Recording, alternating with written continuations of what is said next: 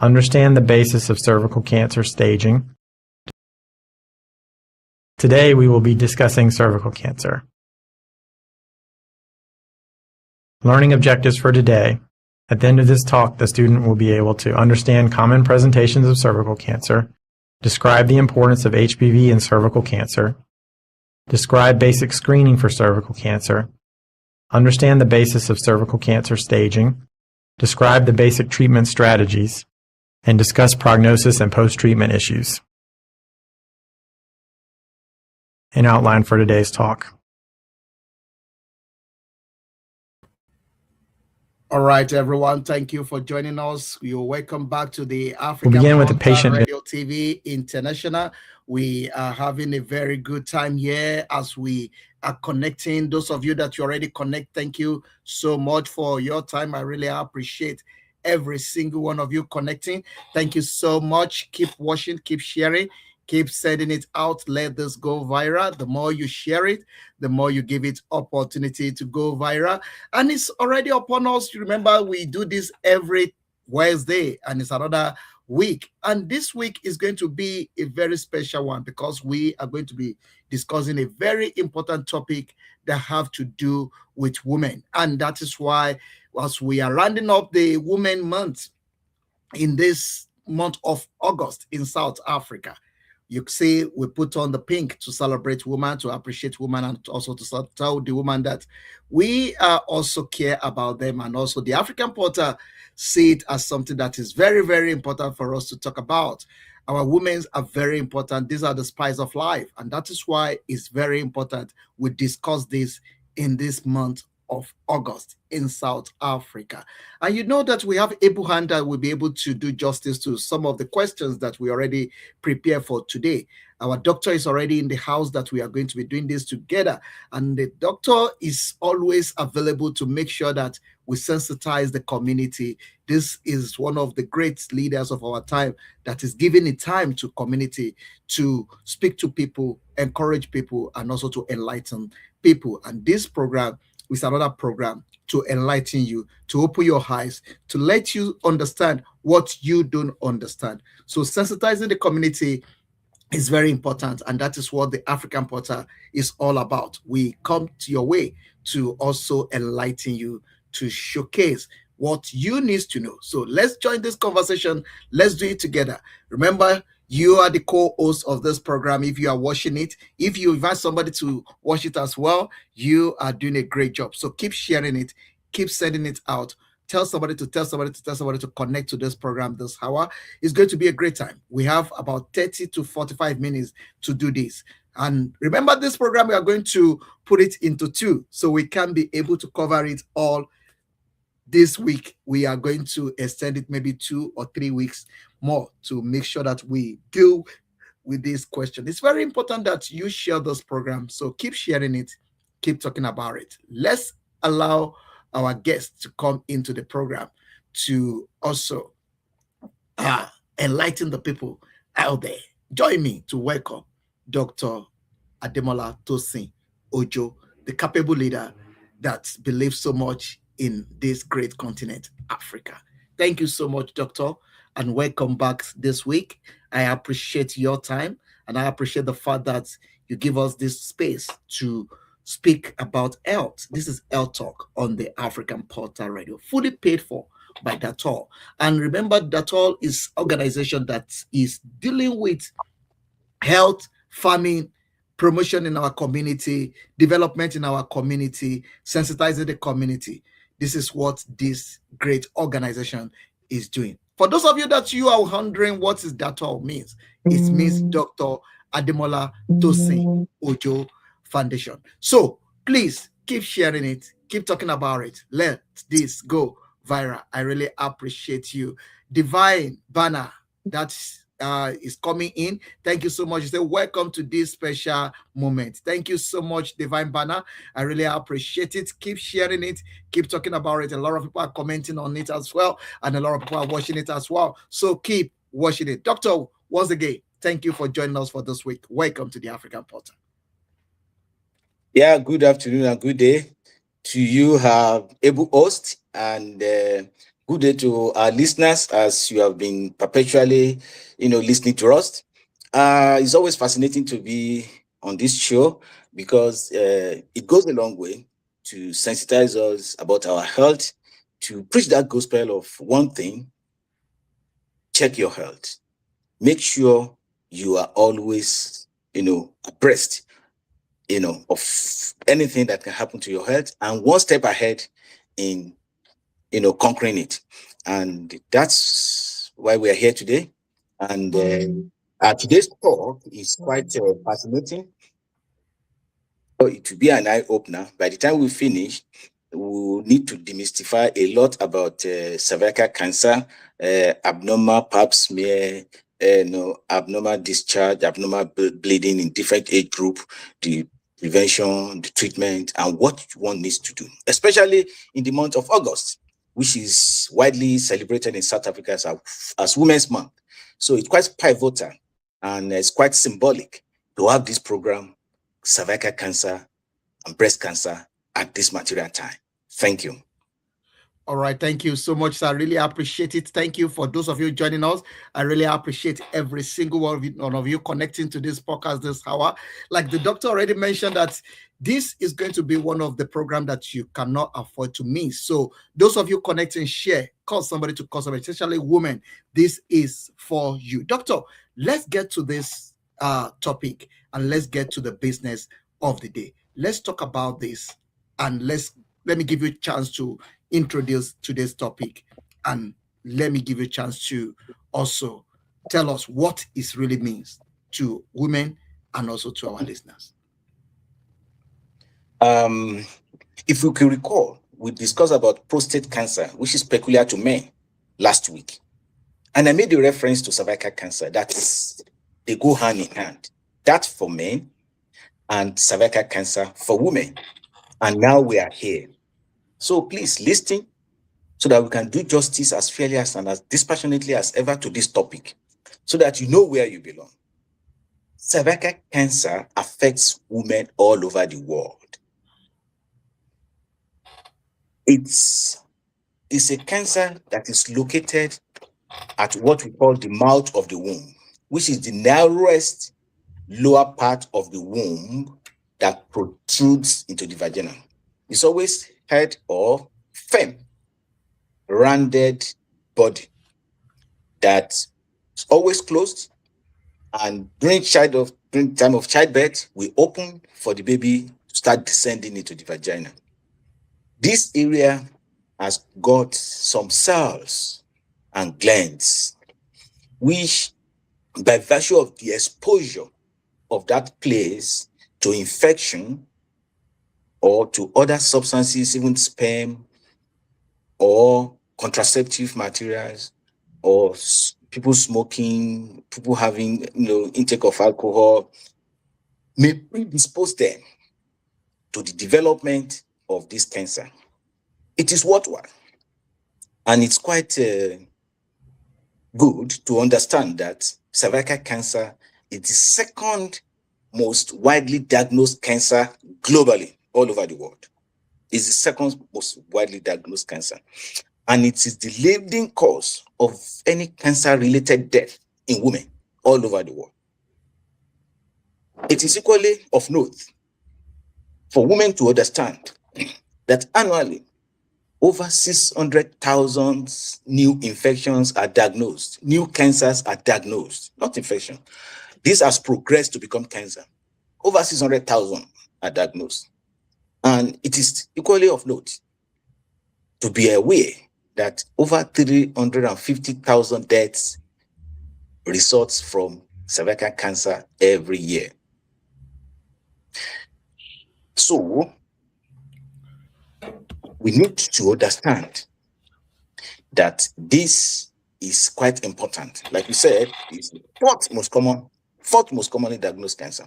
So now, if that is the statistics, because throughout our lifetime, over 90% of sexually active men and women will have a particular disease that in over 90% of cases will be the cause of this cancer, which is HPV. And in terms of prevalence and statistics, we may need to understand that as it is in the civilized countries, so also in the sub-Saharan Africa, especially in US, we have about 13,490 new cases every year with about 4,200 deaths. Even in South Africa, we have about diagnosis of within the age of 35 to 45, and we have close to about 50 in terms of age are usually diagnosed of this disease. But because of the advent of HIV and HPV, we'll be seeing it from the 30s. These are just what we need to understand. But it is more prevalent in sub-Saharan Africa because of some socio-economic factors like increase in infection, increase in HIV, increase in STI, that's sexually transmitted disease. Thank you. All right. Thank you very much, sir. I really appreciate everyone connecting. Thank you so much, Doctor, for that introduction. Those of you that you are connecting, kindly share this program. Remember that it's very important that you share it, because the more you share it, the more you give it opportunity to go viral. Doctor is laying a very good foundation, and women, I just want you to pay a close attention to this. It's very important. Last week, we discussed about men, which is prostate cancer, which is already gone viral. It's already been published in most of the national newspaper in Nigeria. As a matter of fact, Tribune already pick it up on Sunday Tribune. If you pick up the Sunday Tribune of last Sunday, you will find it there. And also we have Daily Independent as well, pick it up on Monday. And also we have online, and also we have a lot of media houses that's already talking about it, already putting it out there. The African Portal Radio is the one coming to your way right here, right now, to sensitize and also to help you to understand your body more than what you know before, because knowledge is from learning. So keep learning, keep listening, keep sharing it. As we celebrate Women Month in South Africa, we are rounding up the month of August with this great program to also tell our women, your life is very important to us. And this is the program that is coming your way. Doctor, let's quickly look at the causes of cervical cancer in women. What are the causes? And let me just add two together to make it easy for us to move faster.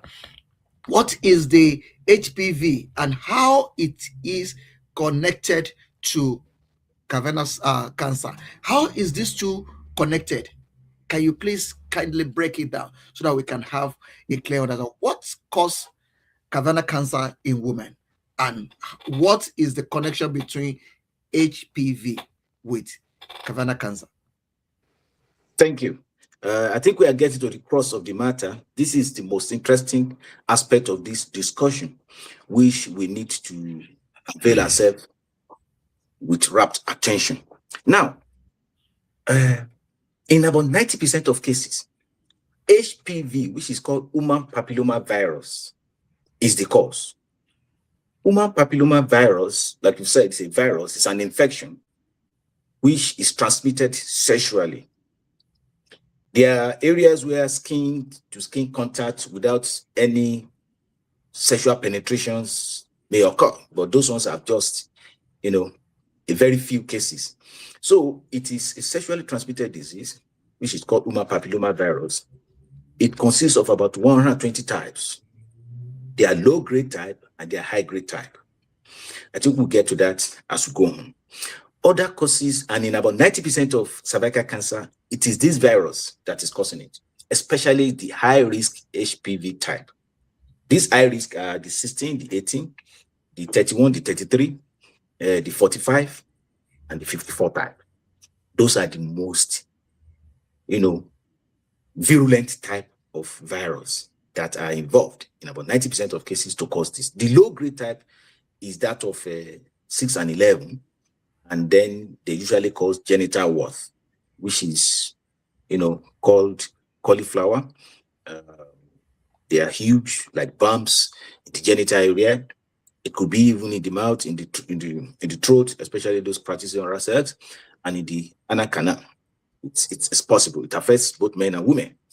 And HIV, make cervical cancer, and disproportionately affect women, because anything that can reduce the immune system in the body encourages the growth or encourages the virulence. That is the power of the HPV to cause cancer. Smoking has been said to, predisposes people, to be more involved because it reduces the immune system. Also, if you have multiple sexual partner, this is just a logic. It's quite logical. If you have multiple sexual partners, you are likely to have infection, especially HPV, and you are likely to have multiple strains of HPV, of which the high risk type may be there. And if you have early sexual debut, as young as teenagers, and if you have multiple and you have other sexual transmitted infection like chlamydia, trichomonas, they've always been implicated. So these are the reasons and the causes. And this particular HPV we are talking about is said to be not enveloped, double-stranded DNA that comes from the family of papilloma viridae. They are very, very stubborn. Even in terms of barrier use, when we talk about condom, it only prevents 60%, unlike HIV. So when people are talking about HIV, there are other diseases that are very, very terrible, virulent, even worse than HPV, worse than HIV. HPV is one of them. And these are the causes. So, like we said, the correlation between this HPV and cervical cancer is the persistence of this HPV in the genital canal and the repeated exposure of the cervix to this HPV is the major cause in 90% of cases of cervical cancer. Because if the immune system is good, the body starts clearing the HPV within 6 months of acquisition of the infection. By the time one is getting up to 2 years, more than 90% of the cases will have been cleared from the body. Because this is type of infection that doesn't have any treatment. No medication, no injection, no ointment, no tablet. It is only predicated on the ability of the immune system to deal with it, and mostly under 30 years of age. And that we'll still talk more about that when we talk about treatment. Thank you. All right, sir. Thank you very much. Thank you so much, Adedeji Shoyemi is watching. Thank you, Adedeji Shoyemi. Keep watching it. Keep sharing it. You are the co-host of this program. Your question also is very important. You can send your question through as well. So those of you that you are calling, you can call us on +278 424 You can call that number. We'll definitely pick it up and get your question. And also, you can drop your question at our comment section. It's live on YouTube, on Facebook, on TikTok, and other media, other social media. Thank you very much, Doctor. I really appreciate that. Let's quickly do something before we go deeper into this conversation, because a lot of questions are coming up and a lot of people are asking some funny questions. Some people say that if that is the case, what can women eat or do to make them have strong immune system that can fight back any of these viruses or any of these infection? Okay. The most important thing is for one to be generally healthy, balanced diet. But there are a few things that can boost the immune system in terms of diet. Then we would call it dietary tips that may support the body in terms of high performance or preventable measures that can deter to some extent the virulence or the ability of this HPV to wreak havoc on the cervix. And one of those things that we can talk about is antioxidant rich food that are very rich in antioxidants. And these are fruits and vegetables, berries, leafy greens, bell peppers. Those are very good foods. They are very good foods to improve the immune system. Then part of the antioxidants are vitamin C and vitamin E. And these are equally good in terms of blood production, in terms of fertility. They are also good. Because this vitamin C and E, we can find it in fruits like citrus, nuts, seeds, and these foods can easily overcome some inflammation in the body.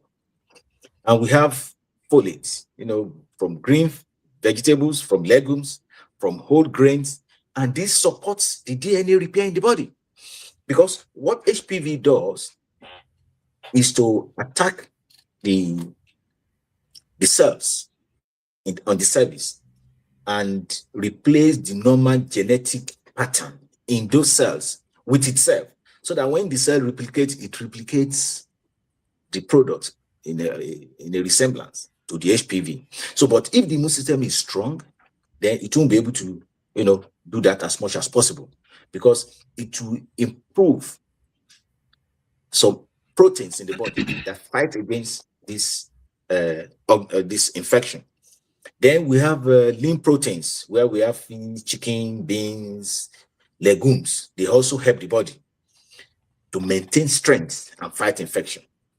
There are some food we call healthy fats, where we have avocados, olive oil, nuts that nourishes the heart, the immune system of the body, and fight inflammation. Then proper hydration is always very good. Have enough of water, enough of juice, enough of fruits. It's very, very good. So these are the things. They are not going to treat, but they will boost the immune system. They fortify the immune system in order to be able to be strong enough to treat. Because the rate of aggressiveness of this infection, when it starts causing precancerous cells, the rate of progression differs from one person to the other, which is always the determinant is the immune system. If the immune system is strong, the chances of progression is lower than somebody that the immune system is low, especially those having HIV. And it is always good to have this discussion that you must limit processed foods, sugar and alcohol. You have to limit it, because those things will reduce the support for your immune system. So if you have a balance of all these, at least you're on the better side to have a good immune system to fight the progression of this havoc, the havoc that this virus can wreak. Thank you. All right, thank you very much. Let's quickly go to our questions, and we have few of them. And like I said earlier on, we are not going to cover all this in 1 week. We're going to extend it to maybe 2 or 3 weeks. But kindly connect, kindly share, kindly be part of this moment. Let's do it together. So let's quickly look at the next question. Can this HPV infection go away on its own? That is number Exactly. one. Let me add another one to it. Let me add another. Okay. What are the warning signs and symptoms for this? Yes. Yeah, to make it very simple, I think I've alluded to it. HPV infection can go away on its own. And even that is the best way of treatment, when the immune system of the body deals with it. So it goes away on its own. And like I said, by the 6th month of infection, the body starts reacting to it and start clearing about 40 to 50% of it. By the 2nd year, after 12 months, more than 90% of HPV with good immune system will have been cleared without any problems, except if the person is reinfected, because they are partners that maybe from their previous relationship, they've really acquired HPV. And most times, with good immune system, it remains dormant in the system. It only gets reactivated when the immune system goes down. Some may be dormant there for life, and some may disappear within 2 years, especially when the person is still having good immune system and is less than 30 years of age. So that's the rate of progression. Others with reduced immune system, or with repeated infection, or with high risk type of HPV, less likely it may not clear and may progress. Start with the precancerous lesion, which we call the cervical intraepithelial lesion, which could be classified into 1, 2, 3, which are the precursor to cancer. Now, to the next question, the signs and symptoms. At the initial stage of infection with HPV, there will be no warning signs. No warning sign at all. Persons, women will go, even men will go on their daily basis without any problems, because this infection will remain dormant in the system for as long as possible. Others may be cleared, they may not even be aware of it. And during the time of, their activities, that's when it could be transmitted from one person to the other. So, but at the late stage, when cancer start developing, that is when signs and symptoms will start coming up. And this will start with vaginal bleeding, unusual vaginal bleeding, maybe intramenstrual. Somebody has just finished the period, 2-3 weeks after that, start another one. Though this is not an alarming sign. There are many women that will be having, intramenstrual bleeding, bleeding after period, occasionally spotting. Some may be on contraception. Some it may just because of imbalance in their hormone in the system. So it's not an alarming sign, but it's a sign for you to have a checkup. Very good. Not every time you bleed, it means you're having cancer. And some other types is when post, coital bleeding. You're having sex and there is bleeding. Having sex, there is spotting. It shouldn't be every time. You need to have a checkup. Some, they may have pelvic pain, which may be deep and may be prolonged or chronic. Some PV discharge. May not be blood. It may be bloody. It may not be bloody. It may just be creamy, yellowish PV discharge that is quite foul smelling. Those are times you need to go and have a checkup, because others will come in those situations and then it's already cancer. Others might have, been wanting to do pap smear, which is the screening method, but some of the doctors will say, no, you are bleeding, you need to come back, get this medication. Some 6 months, 1 year, 2 years on that. But when you have that history, as an experienced doctor, you need to counsel the woman and say, even though you are bleeding, it's good to have a speculum examination and have a look if this is rightly coming from the womb or the cervix has got a lesion. There's already a growth on the cervix, because for you to do the screening, the cervix must be smooth. Then there's nothing there. So these are the things that one needs to be aware of. Those are the signs. But once you start having that, it may be a bit late. But like I've said, not all those signs will point to cancer, but it will always give you an idea that it is time to have a checkup. Thank you. All right, sir. Thank you very much. What is the difference between an HPV test and a pap test? That is number one. Good. Two, there's how often should women be screened?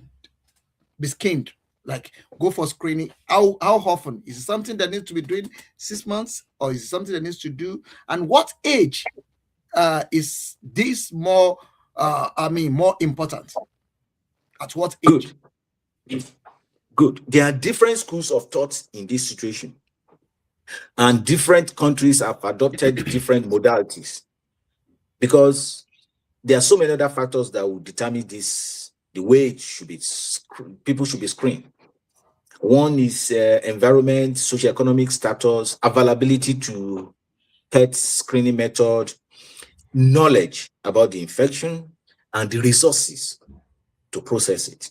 But now, it is generally accepted that once a woman has been having the sexual debut over 3 years, has been sexually active for about 3 years, irrespective of age, it's good to have your first pap smear. So if you are 15 and you've been having sex from 15 till about 18, so to have the pap smear done at 18.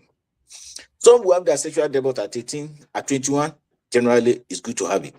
And there's a general rule that regardless of how many times of you've had sex or so, at age 21, anyway, not a virgin, but at age 21, it's generally good to start having screening method, routine screening method.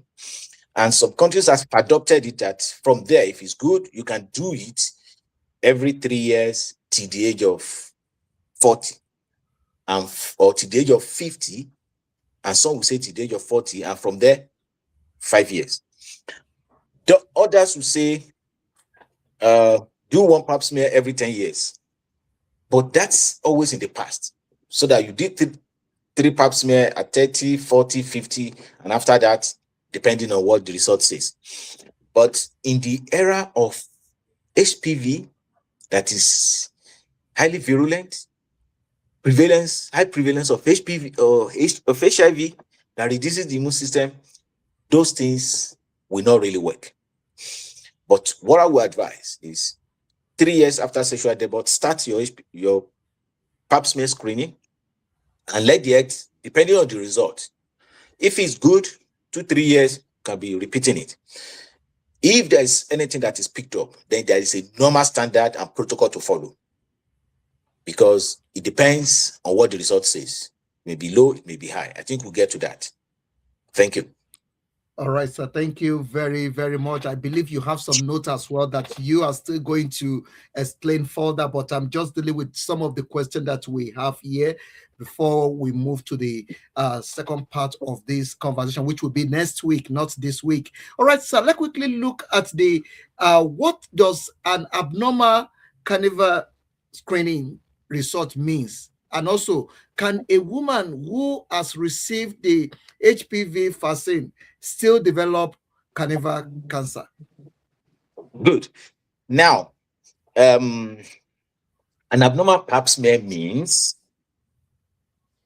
there is the cell, because there's typical cells of the cervix, which is called squamous cells. These squamous cells are quite typical when the pathologist will examine them under the microscope. And I think let me just say that. Now, because we'll still discuss about pap smear. So when pap smear is done, we'll still discuss about that. The result will come back after the pathology must have examined the test under the microscope. Then there's typical cells of the cervix, which is called the squamous cells. Any changes in the pattern of these squamous cells leads to abnormality. Then these abnormalities needs to be graded because they're not the same. It may be low, it may be high. And it could be using, depending on which method one is using, either the Bethesda classification or the CIN classification. Then the CIN classification will say cervical intraepithelial neoplasia type 1, type 2, type 3. And the Bethesda one will still use the cytological pattern of saying low grade or high grade. So the CI1 is the low grade. The CI2 and 3 is classified as the high grade. And there is one that is called the ASCOS, which is like below grade 1 or the CI1, because that one is a typical squamous cells of undetermined significance. That means it's neither normal nor abnormal, unclassified. So one doesn't need to be worried about that, because you will still come back in about 6 months to repeat the test and see if it will fall under 1, 2, or 3. So that is an abnormal test. Once you get that, there are definitive things to do depending on those grades. Thank you. All right, so let's quickly look into the pap smear. Let's go deeper into that. Can you please break it down, go deeper into it, give us more knowledge about it so that the listeners at home will be able to understand what this means and why is it important for them to go for it? Yeah, the screening method, which is the secondary prevention of cervical cancer, is called pap smear. And this pap smear go hand in hand with HPV, because once you do the pap smear, they will still screen for the HPV. So the pap smear is to check for the presence of the changes in the normal cells of the cervix. These changes in the normal cells could be brought about by the HPV.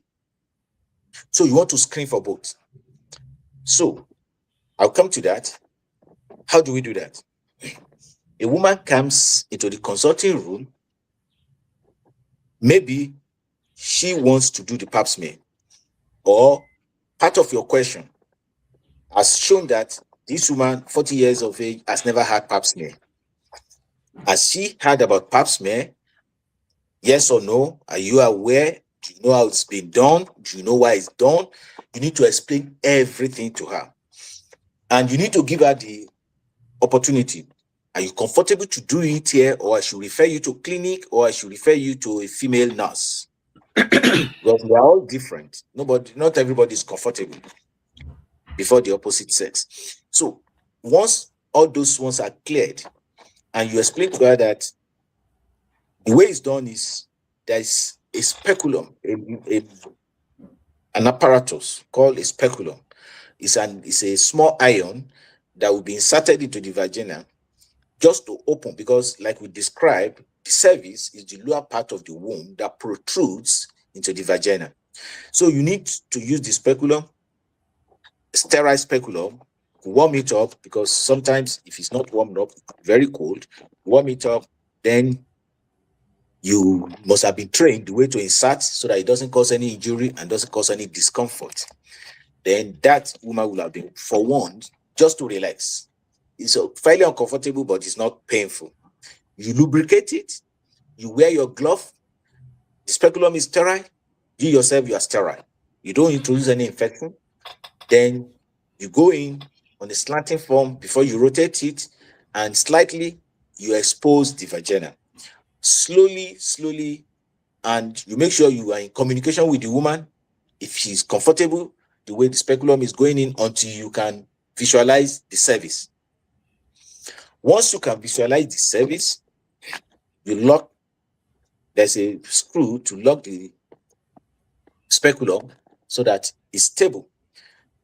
Before that, you must have prepared your tray where your liquid base fluid is, a container that has liquid base, a liquid form, which is where you're gonna put the specimen taken, and you have your brush. In some places, usually cyto brush, in some places they use iris spatula, which is a wooden spatula that can equally be used to rotate through the edges from the inner part to the edge of the cervix and slide it over a slide. That slide is just a glass, clean glass, sterile glass. You slide it over it, and you put a cytophyse so that you dry it, and you put in a container. Then you send it to the lab. But the combination that is common these days is to use both cytology and HPV screen, so that you put the content, use a cyto brush to rotate. Then you discard the brush into a liquid base container, and you can equally do any of those tests there, whether the glass form or the liquid base. But the liquid base can do two together. To screen, do the cytology to see the changes in the cells and the extent of the changes that has occurred, and then to identify if HPV is there, and also the type of HPV that is there.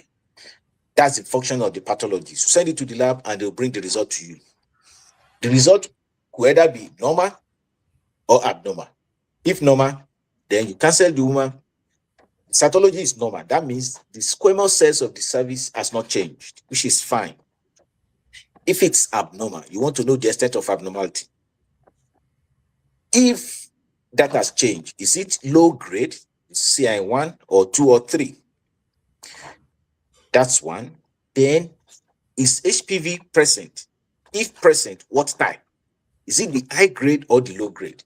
Because the high grade that's mostly screened for is the 16, the 18, and the 45. Some will screen for the 33, 31 and 33. But 16, 18, and 45, we always screen for. And there are other type, high risk type, we call type A and type B.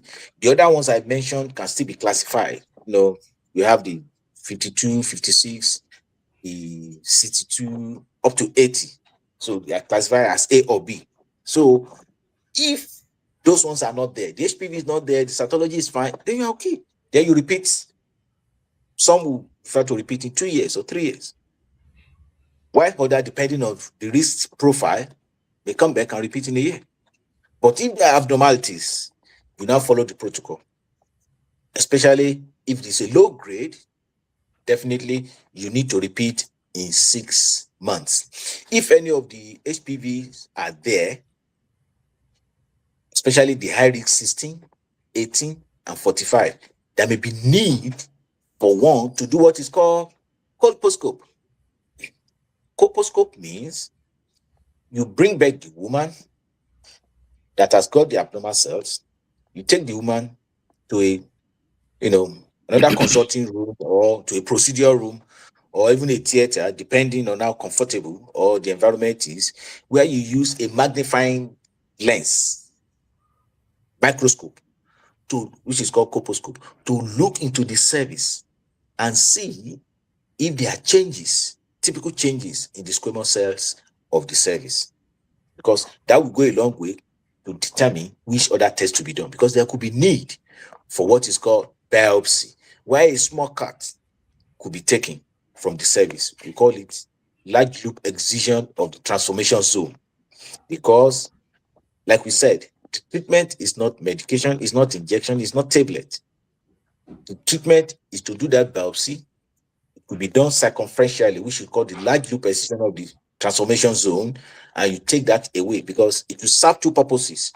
It will be involved in more of diagnosis, where all the peripheral cells are involved, and treatment at the same time, removing the abnormal cells that are there. Those are the things that can be done. That pap smear is done. All right, thank you. Thank you very much, sir. Let's quickly hear some. Let's quickly ask some yes or no question and street question. Some people say that you mentioned it earlier on. Oral sex and multiple partner. Could this be one of the causes? And that's number one. Two, is it? Early age sex. Could that also be one of the causes? Some people say maybe it's hereditary, maybe it's something that is already in the family. Is that true? Can somebody get it from their parents or that? Then the fourth one is it possible for a woman that maybe she's been having sex with possibly with animal? Could that also be another cause of it? Okay, I think I made the first one. I heard about LSS, hereditary, and other causes. I think, okay, let me take those ones first.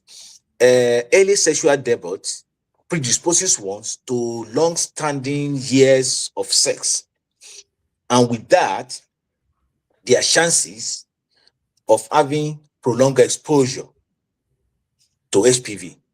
Because what matters here is presence of HPV and prolonged exposure, because in 90% of cases, that is the culprit. So if something is 95% causating agent, then you need to deal squarely with these things. And the earlier you start having sex, the earlier the chances you may contract this infection, and the longer it may stay in your body to wreak this havoc. If somebody has had HPV and repeated exposure of HPV from the age of 15, you can't compare with somebody that started at the age of 25. So there's a big difference there. Then in terms of hereditary,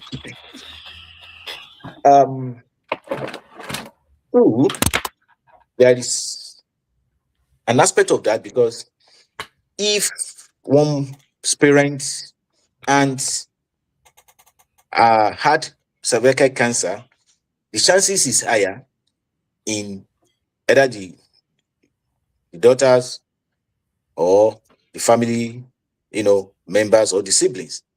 So in that situation, because even when the woman comes in, it's part of the questions we ask. Any family history of cancer, which type?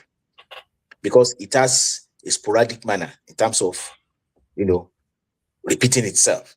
So it's always good to be more aggressive, to be more frequent in terms of screening for this type of people. Then causes in terms of oral sex. I heard about that. HPV can be transmitted through oral sex, through skin-to-skin contact, through penetrative sex, through anal sex. Because as long as you have the HPV, you can contract it. And the other side of it is kissing. Just mere kissing through the cheeks has not been implicated, but deep oral kissing if the person is having the virus. Because we've had people having oropharyngeal cancer, cancer of the throat, where HPV has been implicated. And this HPV is what you can contact through sex.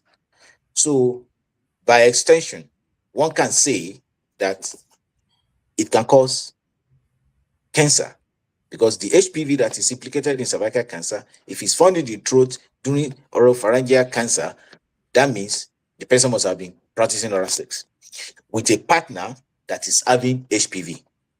If you're not having HPV, you can't contract it through oral sex. So those are the things that one needs to look into. And in terms of animal bestiality, so many diseases can be transmitted from animals to men and men to animal. So if one is having HPV and you meet with animal, definitely you infect the animal with HPV. And if anybody meets the animal, definitely you contract the HPV. Definitely, you contract it from there. Okay, just for clarity, are you saying that if the men, meet a woman that have this virus, the man is going to have cancer? I mean, what is let's say a man that meets the woman that have this cancer, what happened to the man? Okay, this is it.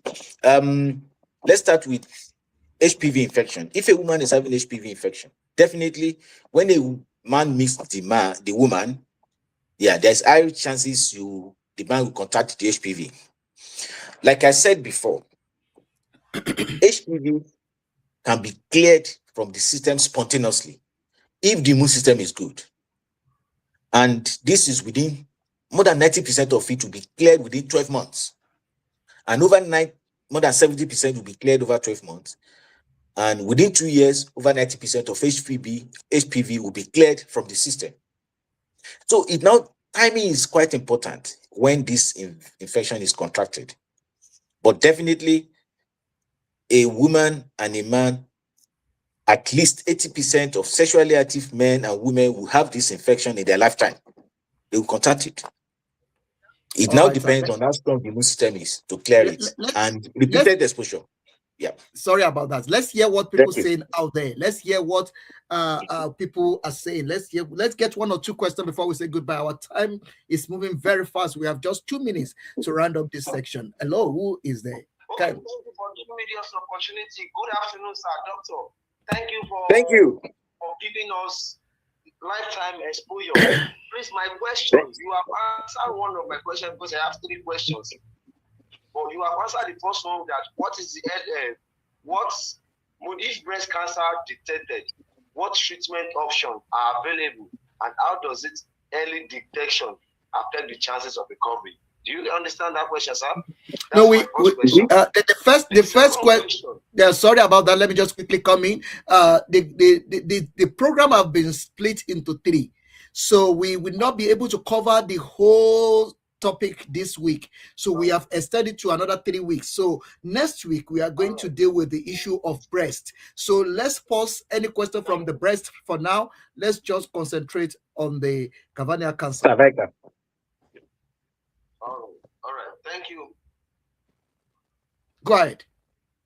Any other questions? But I can answer that. Any other question? Yes. Then the test. Okay, I still another thing on cervical cancer. What are the tests what would be the first early detected stage that someone will know he has cervical cancer? Sorry, I came late to the show. I was unable to log in. That's why I'm asking this question. I know you might have answered it, but I need to know. Okay. All right. Thank you very much. That is Happy People Magazine.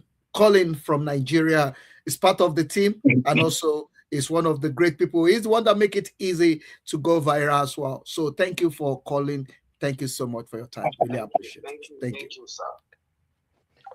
Okay, early detection. One is for anybody to go for screening before any symptoms, because there could be early stage, which we call microinvasion, without any symptoms.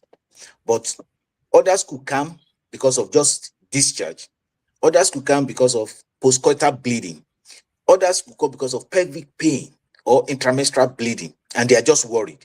And you ask, when last did you do pap smear? They said 2-3 years ago.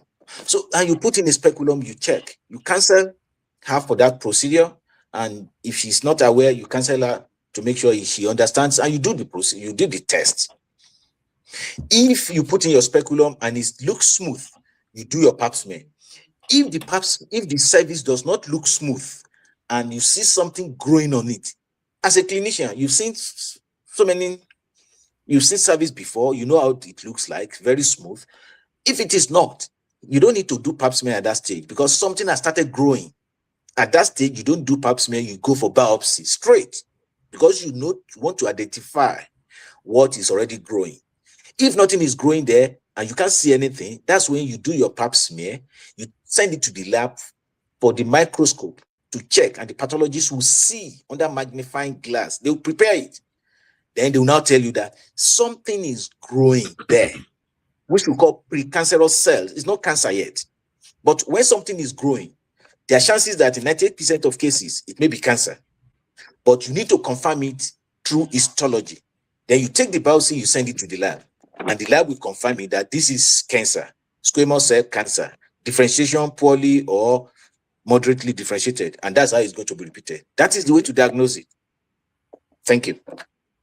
All right, Doctor, thank you very, very much. I believe Doctor deal with some of the questions. We continue next week by the grace of God. We already spent 51 minutes on this podcast, and I know that it's going to be like this because this is a very important topic, and we are bring this in because we are celebrating the Women Month in South Africa. April is tagged to be Women Month, and that is why you see me putting all this shit to also send the message out to women out there that the African Portal will stand by our women and we say you are the spice of life, and we appreciate you being part of our life. And women, please go out there, go for checkup. That is very important. Doctor, before I let you out of my way, I just have a few things on my diary here to quickly read out, and also to let you do a close remark on this topic before we meet again next week. Let's just do a close remark quickly, advice to the women out there, and also some other information that you may have to give out. But one of the things I want to say is that maintain main message: early detection can save lives. Don't ignore unusual changes. Don't be embarrassed to seek help, and don't postpone recommended screening. Those are the main message from us. Doctor, I know you have more to tell our listeners out there before we say goodbye. Yeah, thanks. Quickly, you've really summarized it, well paraphrased, but I'll quickly, in a few seconds, to add to it that there is this primary prevention where HPV vaccine comes into it. It's been widely circulated. It's always given between 9 and 26 years of age, to give it to women and even boys from 14 years. You give it to teenagers from 9 years, so as to prevent, because once they have not been exposed to any sexual interaction, when that means they have never contracted the HPV, you give those injections. The commonest one is Gardasil. It's called Gardasil 9. It prevents 9 different types of HPV viruses, and is given in 3 doses. Give it day 1, you give it at 2 months, you give it at 6 months, to confirm at least good immunity. It's always good because it has been shown that in those that have received it, they've reduced the rate of cervical cancer more than 80% if you've given it to teenagers, and even if to those after 20 years, it's reduced it by about 81%. So it's always very good, and it's always good to have that in mind, because some people have been saying it will cause sterility, is dangerous for childbearing later in life. There's nothing in terms of science that has proven that. So it's good to have that in mind. And on that note, I say thank you for all our listeners. If there is any questions to be raised, even next week when we are dealing with breast cancer, you can still pop it in.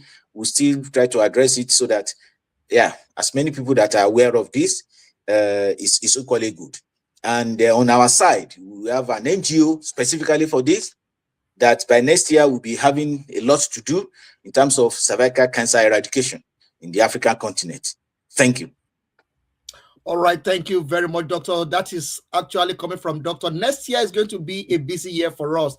Dr. ADEMOLA TOSIN OJO Foundation want to make sure that we have a continent that is free of cavernous cancer. So you'll be part of it.